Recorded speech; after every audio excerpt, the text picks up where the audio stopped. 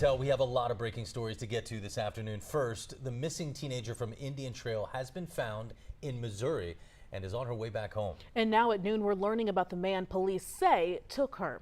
Channel 9's Dan Maddox is working on the story for us, joining us now live. So Dan, investigators are saying this little girl was groomed online before she left with this man. That's correct. Detectives tell me that a registered sex offender preyed on the stresses of being a 16-year-old teenage girl and convinced her to run away with him. Detectives also telling me this afternoon that good old-fashioned police work is what brought her home safe. 16-year-old Lauren Heath was last seen leaving her parents' Indian Trail home on October 13th.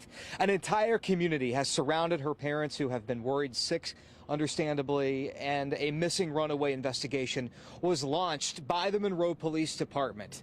12 days later, and 730 miles away in Kirkwood, Missouri, investigators tell us a local police officer there spotted a suspicious vehicle in a Lowe's parking lot and decided to check it out.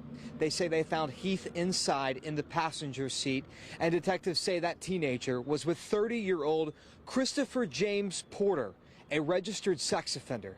They say the two met on anonymous social media messenger apps, and they didn't say which, but detectives say Porter took advantage of the teen's comments about wanting to run away.